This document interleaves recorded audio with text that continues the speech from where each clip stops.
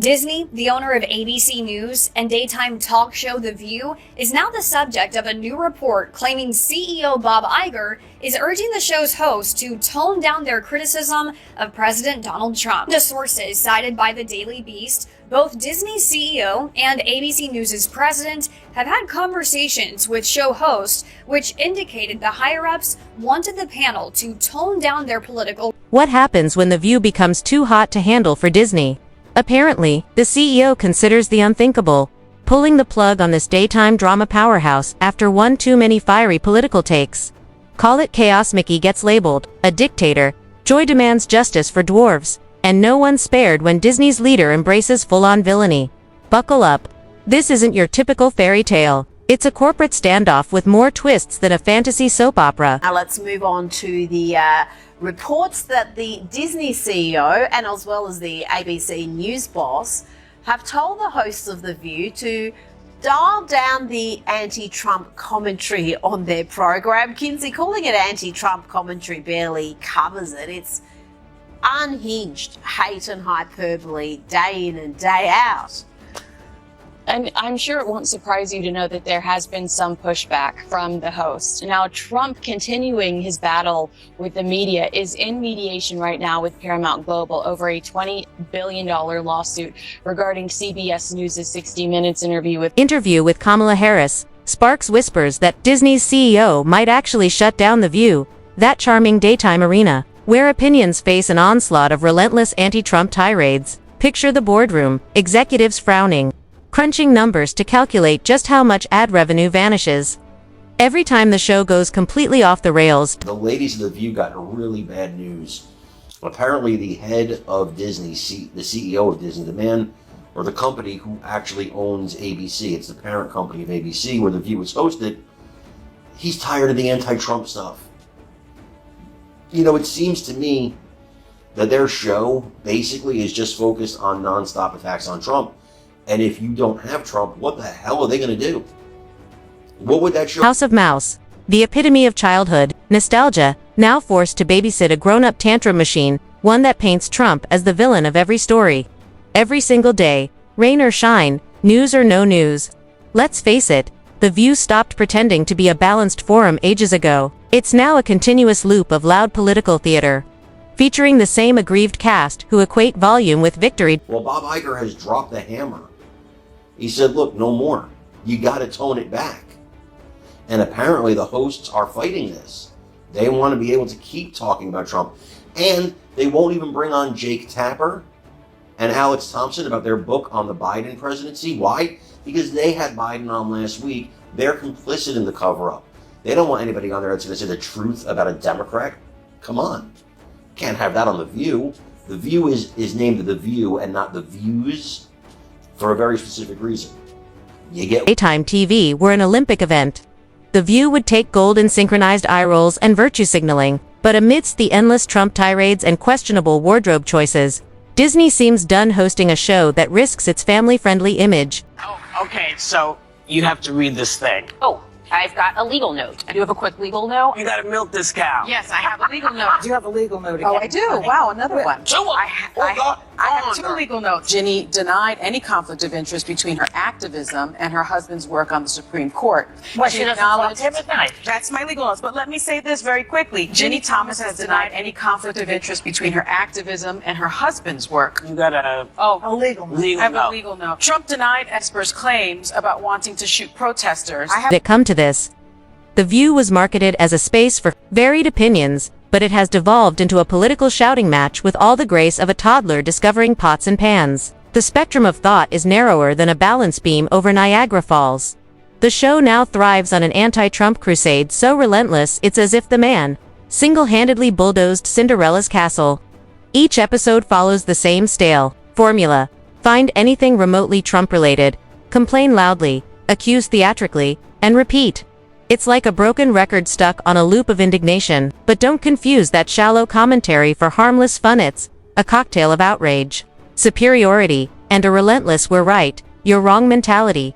Spoiler, it's not persuasive. But hey, ratings must survive somehow. always want us to be respectful and do the things and talk about the stuff we talk about. We can do all of that. But when you are blatantly giving the country the middle finger, that is blatant. You're not supposed to do that. You're not supposed to take the blame. Don't you think when he lets these white Africans in and claims that's giving the middle finger to the black community? Tipping point for Disney reportedly came during a political rant so extreme, so detached from reality, that even Disney's famously long fuse couldn't hold. No, it wasn't about Mickey's ears or churros at the Magic Kingdom. It was a high-octane meltdown that must have made executives wonder if they'd accidentally signed off on a daytime political roast minus the humor. Disney's walking a tightrope, staying just woke enough to appease some but broad enough to keep its massive fan base engaged. Not easy for a brand built on a happy mouse, meant to spark joy in kids, not headlines of chaos. The CEO has faced numerous PR challenges, from theme park controversies to cultural wars, and now The View seems to be the latest headache. Picture the daily briefing, lawsuits over park policies, backlash on social media, and oh, another View scandal. One exec probably sighed so hard it rattled their coffee cup. Handling Spider-Man's web is one thing, untangling live broadcast chaos is quite another. Have received a warning from Disney CEO Bob Iger about their Trump derangement. Okay, the ABC News boss told the View host to tone down the anti-Trump criticism, according to a report. Now, the timing of this is very, very, very fascinating because we know that ABC News was on the receiving end of a lawsuit from President Trump after George Slopopotamus ended up defaming the president on national television in an interview with Nancy. Fascinating how The View manages to alienate nearly everyone except its shrinking group of loyal drama fans. Advertisers grow uneasy when the headlines read like a minefield. No brand wants endless squabbles tied to their name. Half the country feels insulted, advertisers hesitate. And Disney watches the numbers, wondering if it accidentally boarded a sinking ship. Canceling outright might seem obvious, but daytime TV is a revenue beast, albeit fraught with controversy. Dial it down. That is Disney CEO Bob Iger's message to the hosts of The View, who are known for their hot takes and blunt criticism of the president and his administration. ABC parent company Disney is reportedly feeling the pressure from the president. That's according to the Daily Beast that outlines a call with ABC's president and The View's executive producer. Iger told hosts Whoopi Goldberg, Joy Behar, Sonny Hostin, Anna Navarro, Sarah Haynes, and former Trump aide Alyssa Farah Griffin to cool it. Instead of cutting ties, Disney's CEO appears to be signaling that the chaos must cool at least slightly. The irony is rich. The same company that brought us magical tales now has to tame a political screamfest. A brand built on family fun is grappling with a show louder than a Serengeti hyena pack. Imagine Walt Disney himself pondering if this was the legacy he envisioned. A giant mouse embroiled in battles against a political outrage machine. What The View fails to grasp is that endless political posturing isn't empowering. It's exhausting. Instead of insightful debates, viewers are served a loop of outrage culture. Constant Trump bashing isn't a sustainable hook, and once the news cycle shifts as it always does, this formula crumbles. If The View were a business case study, it'd be titled How to Lose Credibility Through Nonstop Political Tantrums. Meeting between ABC News' president and all of the ladies of The View, the hosts were told they needed to create a better balance of their show content, instead of it being heavily weighted on politics. According to the report sources, the ladies were told to try and focus more on celebrity appearances and lifestyle segments because ABC's president said those episodes performed instead of thoughtful dialogue. Viewers endure chaos, a carousel of shouting and moral signaling that's less journalism, more toddler tantrum. At least toddlers tire out eventually. Ironically, The View didn't rise to fame on drama. It's barely scraping by because of it. Ratings fluctuate wildly, and the fan base shrinks with every political explosion. Rather than attract new audiences, the show's outrage drives away all but its most fervent followers. Logic would suggest a smarter, calmer approach, but instead, The View amplifies the noise. Watching it feels like observing a child meltdown, in a mall, exhausting and far from entertaining. The women of The View reportedly told their bosses to take a hike. One source reportedly saying, quote, "This is what our audience wants. Isn't it going to look kind of bad if we're all of a sudden not talking about politics?" They ultimately decided they weren't having it with the, quote, "silly requests," and said they would just keep doing their thing. In response to the report, former co-host of the show, Meghan McCain, took to X, saying simply, "They will never." The Disney CEO, an unlikely hero in this saga, tasked with steering beloved franchises like Pixar, Marvel, and Star Wars, he's stuck handling a daytime circus of outbursts. Imagine maintaining Disney magic for millions of kids while juggling a show dominated by political chaos. It's like hiring a world-class chef and making them cook grilled cheese for unruly toddlers. The internal memo probably reads, "Less MAGA screaming, more princesses and profits." Will Disney phase out The View like a failed attraction, rebrand it as The Screeching Hour, complete with flashing lights? Or maybe turn the studio into a Star Wars ride, welcome escape from the political noise? When The View, a show that is basically coffee gossip and yelling about Trump, gets told by ABC executives, you've got to take down the Trump criticism a notch. According to multiple reports, ABC News presidents, this is going to be a tough one, Alman Karamedovic sat down with the co-hosts and said less Trump, more celebrities. Disney CEO Bob Iger reportedly backed it up as well. Disney owns. The show might actually be a smart decision. It could help Disney recover some of the reputation it loses every time The View spirals into another PR disaster. Think of it as removing the one broken animatronic ruining a beloved ride. It stings initially, but the overall experience improves. In the ruthless arena of corporate media, even a billion-dollar brand has limits on how much chaos it can endure before trust and ad dollars start bleeding away. Disney thrives on creating magic, not mayhem, and The View has become its opposite, a cautionary tale of noise and outrage, where nuance goes to die. The CEO's cancellation threat isn't a power move, it's a business necessity. When your empire is built on imagination, hosting a show that's essentially a screaming match about politics isn't just a bad look. It's a liability Disney can't afford. Meanwhile, the company calculates the chaos's true cost. At its core, Disney is a profit-driven entity.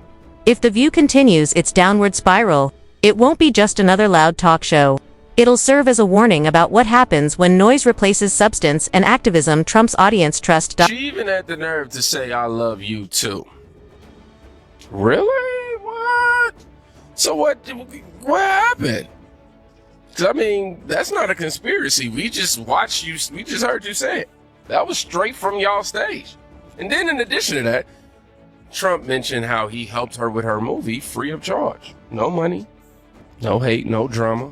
Everybody's cool. So what changed? Could it be that Trump was the villain all along? Or did The View just, switch up a script real quick to sell fear? So, what's next for The View? Will Disney decide to cut its losses and quietly pull the plug on the show, letting it fade into the background of television history as just another casualty of the ever-changing media landscape? Or will the company take a different approach, enforcing strict political content guidelines that feel like putting a gag order on its outspoken hosts, effectively muting the fiery rhetoric that has become the show's hallmark? Alternatively, Disney might take a gamble, doubling down on the drama and betting that the ongoing spectacle will continue to draw in a loyal audience, even as critics and viewers alike grow weary of the relentless theatrics. One thing is clear: when a corporation as iconic as Disney, the home of Mickey Mouse and the embodiment of childhood wonder, starts to openly criticize one of its own shows for bad behavior, it's not just a casual reprimand, it's a full-blown corporate crisis. The stakes are high, not just for The View but for Disney's carefully cultivated brand image, which thrives on being synonymous with family-friendly entertainment and universal appeal. Imagine the scene in Disney's boardroom. Executives sitting around a polished conference table, clutching their coffee cups and nervously scrolling through clips of the latest meltdown on The View.